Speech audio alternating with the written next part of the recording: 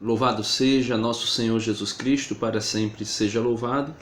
Seja bem-vindo mais uma vez ao canal Jesus é o Caminho. Meus amados irmãos, estamos aí para mais um vídeo, Esse vídeo aqui é para tratar um pouco sobre esse tema que é recorrente e que inúmeras vezes o pessoal aí do meio protestante insiste em dizer que quem se ajoelha diante de uma imagem está adorando a imagem. E o tema do vídeo é: Eliseu permitiu a adoração de ídolos, Eliseu, o profeta Eliseu, permitiu a adoração de ídolos, porque nós podemos ver a Bíblia, toda a Bíblia, ela condena a adoração de ídolos, ela condena a prostração diante das imagens dos ídolos. E aqui o pessoal protestante generaliza, dizendo que a Bíblia proíbe toda e qualquer prostração ou ficar de joelho diante de toda e qualquer imagem.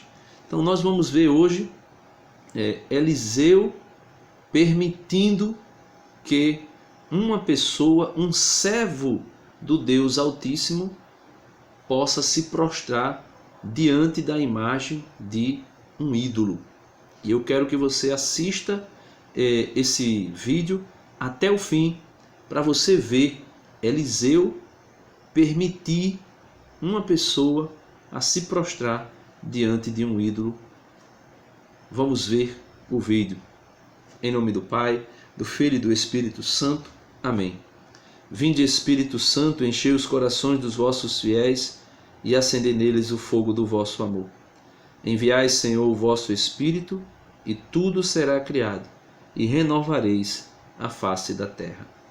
Em nome do Pai, do Filho e do Espírito Santo. Amém. Meus amados irmãos, tome nota aí, vá anotando na sua Bíblia aí os versículos, porque você vai ver um homem como Eliseu permitindo que um servo de Deus se ajoelhe diante, dentro do templo e diante da imagem de um Deus pagão. Fica até o final do vídeo e somente assim você vai entender o meu raciocínio aqui, para a gente poder refutar essa ideia, esse pensamento protestante de que se alguém se ajoelha, automaticamente já está adorando. Vamos ver se a Bíblia ensina isso mesmo. No capítulo 3 do livro de Daniel, logo no primeiro versículo, a palavra de Deus diz assim: O rei Nabucodonosor mandou fazer uma estátua de ouro, com a altura de 60 côvados e a largura de 6, e levantou-a na planície de Dura, na província da Babilônia. Então, o rei Nabucodonosor mandou fazer uma imagem gigantesca de um ídolo, um deus. Segundo os relatos, foi a imagem do próprio rei Nabucodonosor. Então, o versículo, aí você dá uma adiantada aí no texto bíblico, no versículo 10 e 11 diz assim: Tu, ó rei, alguns servos do rei foram até o rei para reclamar ao rei que o decreto que ele havia estabelecido não estava sendo cumprido. Veja o que ele diz: Tu, ó rei, promulgastes um decreto pelo qual todo homem que ouvisse o som da trombeta, da flauta, da cítara, da sambuca, do saltério, da cornamusa e de toda espécie de instrumentos musicais deveria prostrar-se e prestar culto de adoração à estátua de ouro. E todos os que não se prostrassem e se recusassem a adorar, eu quero deixar aqui para você sublinhar, né? Vou voltar aqui o versículo, finalzinho do versículo 10 e começando o versículo 11 para você sublinhar. Ele diz: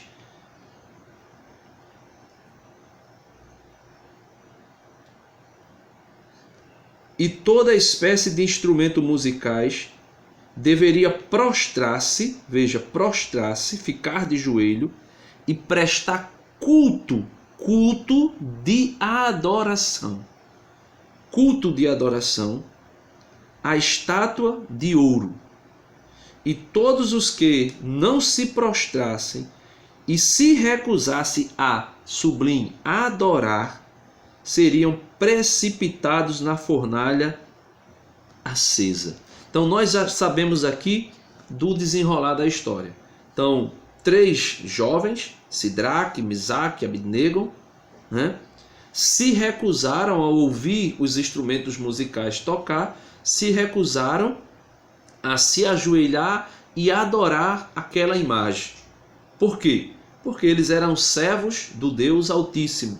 E para aqueles que serviam e que eram filhos e que eram servos de Deus, o único Deus que a Bíblia relata, o Deus verdadeiro, não se prostraria de jeito nenhum diante de uma imagem para adorar. Então, baseado nesses versículos e em outros versículos, eles alegam, eles colocam, eu digo aqui, eu falo os protestantes, eles colocam que todo e qualquer joelho que se dobre diante de uma imagem já está adorando. Ou seja, qualquer imagem, se prostrou diante de qualquer imagem, está adorando. E aqui nós podemos ver que isso aí é relativizar algo que a própria Sagrada Escritura não fala. Porque ficou muito claro, primeiro aqui já fica claro, que aqui se tratava da imagem de um ídolo,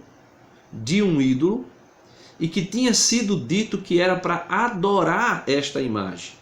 Aí aqui, os 3 jovens acabaram indo para a fornalha, mas não optaram, não aceitaram se curvar, se dobrar, se ajoelhar diante da imagem. Ok? Aqui é a imagem de ídolo. Agora nós vamos ver um texto que fala de pessoas que se ajoelharam diante de Jesus. Se ajoelharam diante de Jesus, mas não adoraram Jesus. E aqui é incrível, porque alguém que se ajoelha diante de Jesus deveria adorá-lo, porque ele é o único Deus verdadeiro. Ele é o único Senhor que deve ser adorado. Ele é o Senhor dos senhores, o Rei dos reis. Então veja, em Daniel, a proposta era se ajoelhar diante de um ídolo e adorar. Os 3 jovens foram para a fornalha, e a gente conhece a história, foram salvos, mas não se dobraram diante do ídolo. E aqui nós vamos ver pessoas se ajoelhando diante de Jesus, mas não o adorando. Primeiro, inúmeras pessoas, leprosos, pessoas que foram curadas, se prostraram diante de Jesus. Como, por exemplo, Tomé. Quando Jesus aparece diante de Tomé, a palavra de Deus ali não deixa especificamente, nem especificado que Tomé se ajoelhou, mas Tomé, diante de Jesus, quando viu as chagas, bradou, gritou: meu Senhor e meu Deus. Ou seja, meu Senhor e meu Deus. Veja que a atitude de Tomé é interior, vem de dentro para fora. Tomé proclama aquilo que está no seu coração, porque Jesus disse que a boca fala daquilo que o coração está cheio. Então Tomé proclama aquilo que está no seu coração, ao ver as chagas de Jesus, com certeza se prostrou. O texto bíblico não relata isso, mas mesmo se não se prostrasse, mesmo sem se prostrar, ele cultua, ele presta um culto de adoração a Jesus, dizendo: meu Senhor e meu Deus. Só que diante de Jesus, em Mateus capítulo 27, versículo 27, algumas pessoas se prostraram diante de Jesus, mas não foi para adorá-lo. Veja o que o texto está dizendo. Mateus 27, versículo 27.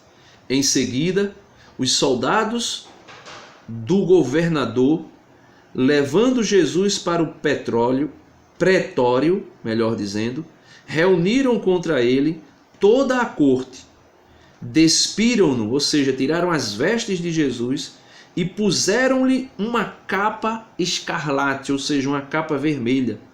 Depois, tecendo uma coroa de espinhos, puseram-lhe na cabeça e um caniço, uma vara em suas mãos, em sua mão direita. Então veja, uma capa de rei, uma coroa de rei, um caniço, uma vara na mão, simbolizando o cetro de rei. Aí diz que, e ajoelhando-se diante dele, diziam-lhe, caçoando, salve rei dos judeus. E cuspindo-lhe, tomavam o caniço e batiam-lhe a cabeça.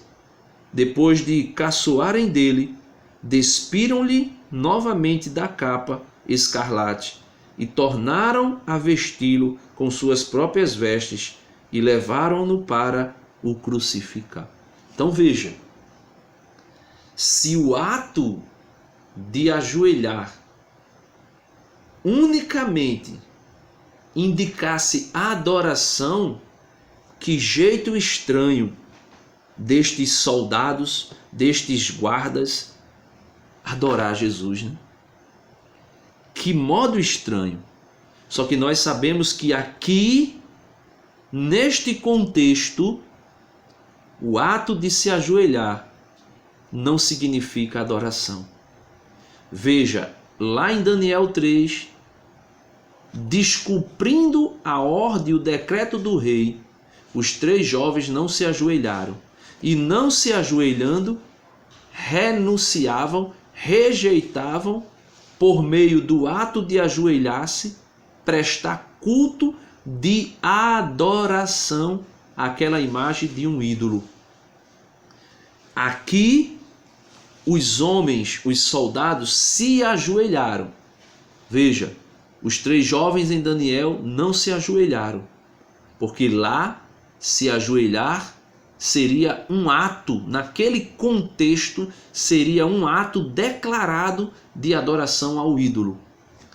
Nesse contexto aqui, os soldados se ajoelharam diante de Jesus, o verdadeiro Deus. Mas neste contexto não era adoração, era zombaria e anarquia contra o Deus dos deuses e Senhor dos senhores. E eu queria que você pudesse, porque eu falei de Eliseu, que Eliseu iria permitir, né? Será que era possível? Veja, Eliseu, discípulo, sucessor de Elias, Elias que matou a fio de espada, decapitando 400 sacerdotes de Baal. Por quê? Porque fizeram entre aspas, uma aposta. Elias fez uma aposta para ver quem era o Deus verdadeiro, se era o Deus de Israel, o Deus de Elias, o Senhor Javé, ou se era Baal.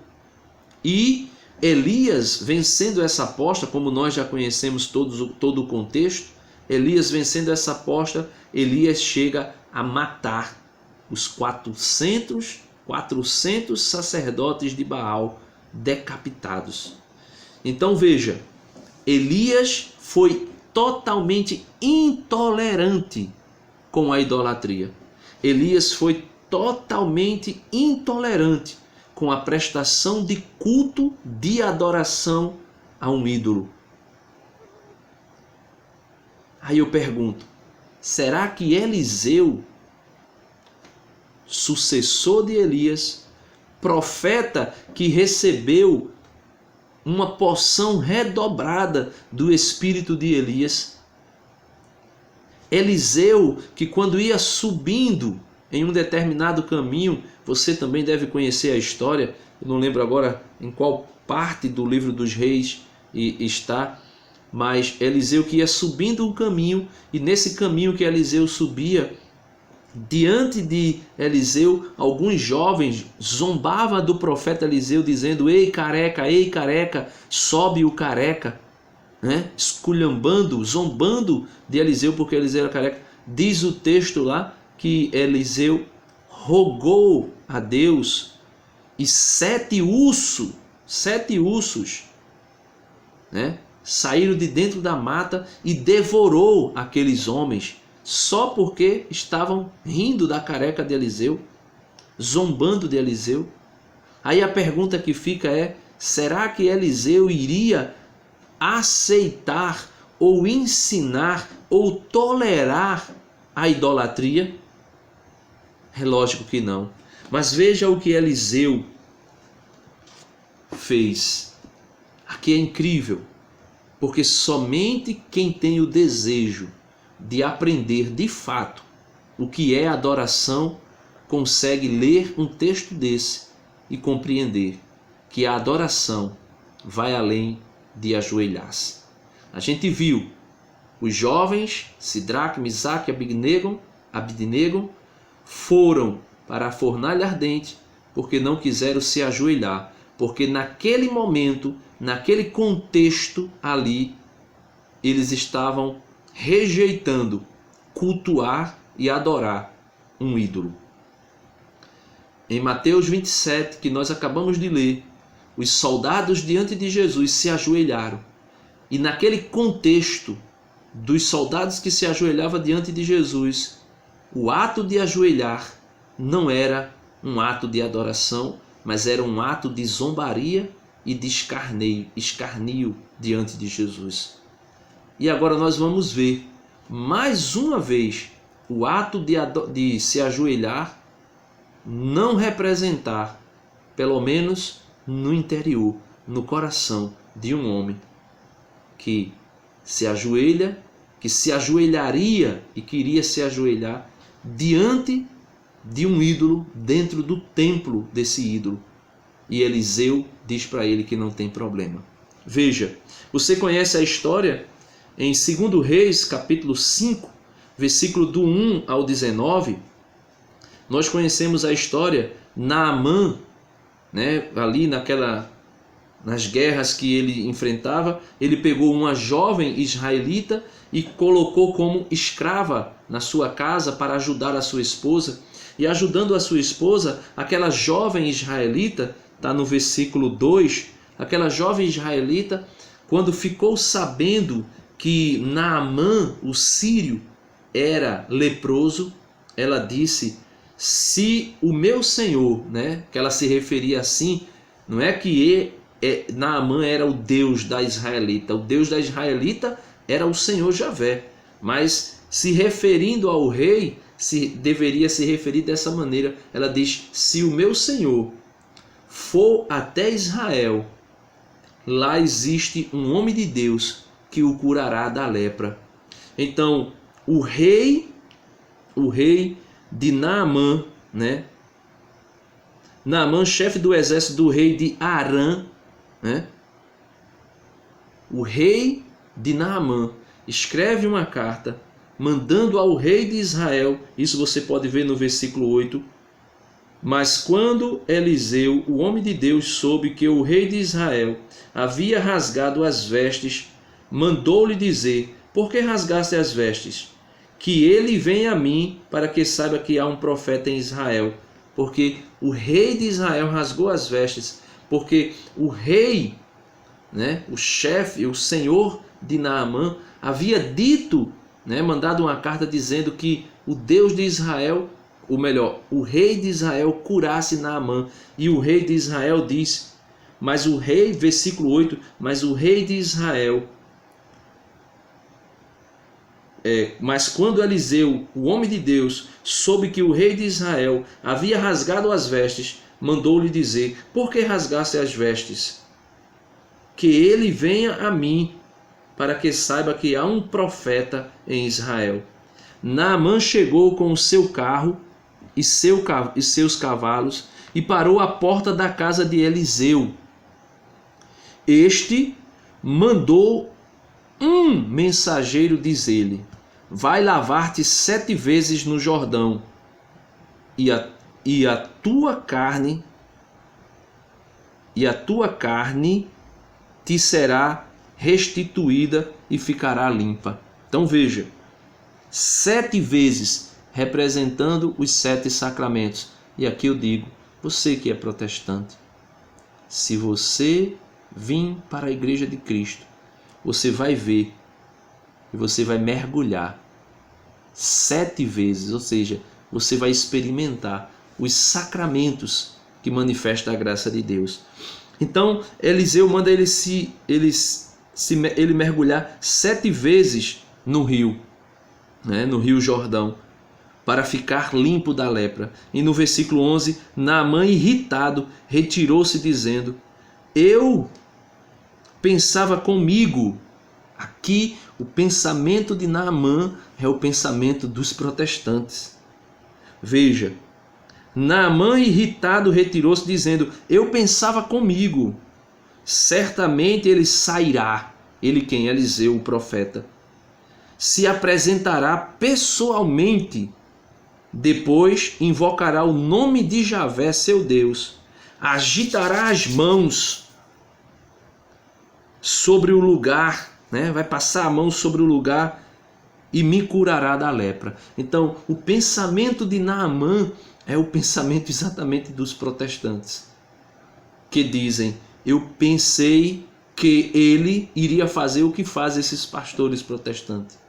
Agitar as mãos, passar em cima do lugar, fazer aquele escarcéu todo para poder curar.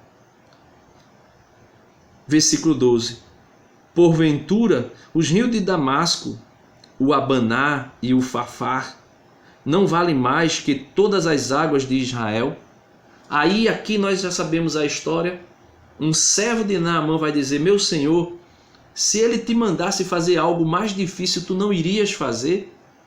O que te custa se banhar no rio 7 vezes? Naamã então vai, se banha e fica curado. E depois que Naamã fica curado, no versículo 15, diz assim: ele voltou à casa do homem de Deus, à casa de Eliseu, com todo o seu sequito.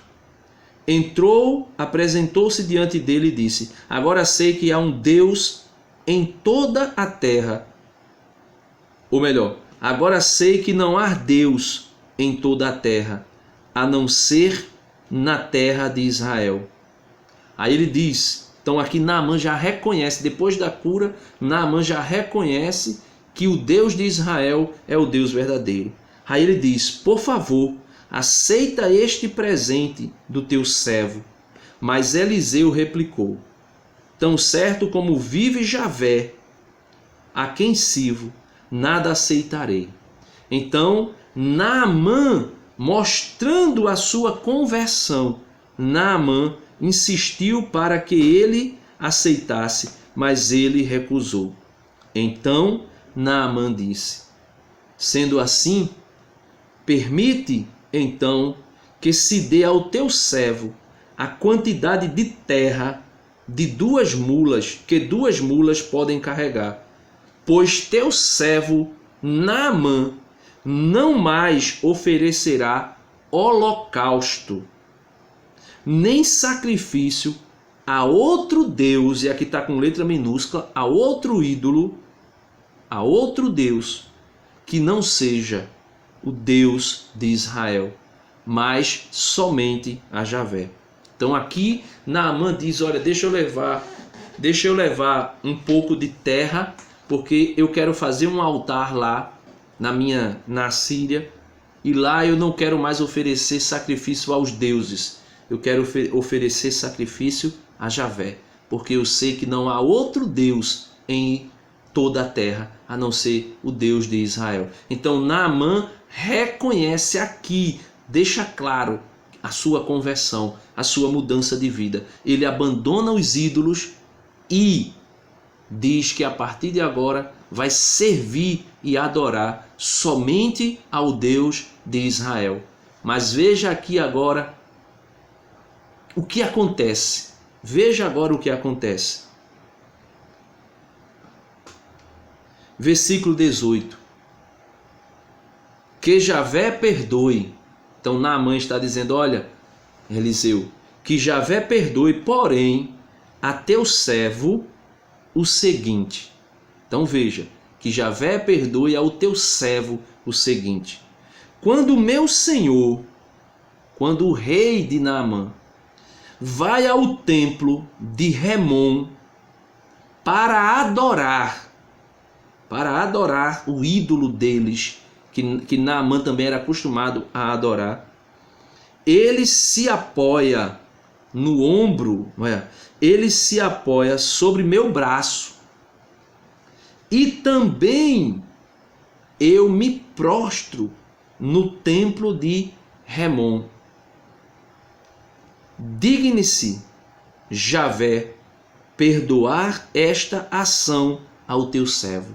Então veja, Naamã que era acostumado a se ajoelhar dentro do templo de Remon para adorar junto com o seu rei, Naamã, depois de convertido, depois de reconhecer que só Javé é Deus, Naamã pede a Eliseu, o profeta que sucedeu Elias, que é intolerante como qualquer outro profeta do Senhor à idolatria, que é intolerante à idolatria.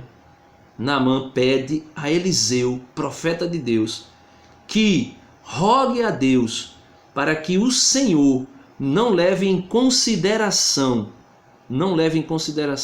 o ato de Naamã entrar no templo de Ramon junto com o seu rei e se prostrar no templo de Ramon. Ele diz, porque anteriormente eu fazia isso e eu adorava Remon. Eu prestava culto, eu oferecia sacrifício, mas agora eu só quero adorar o Deus de Israel, mas o meu rei vai me obrigar a me ajoelhar. E quando ele me obrigar a me ajoelhar, se eu não me ajoelhar, ele me matará.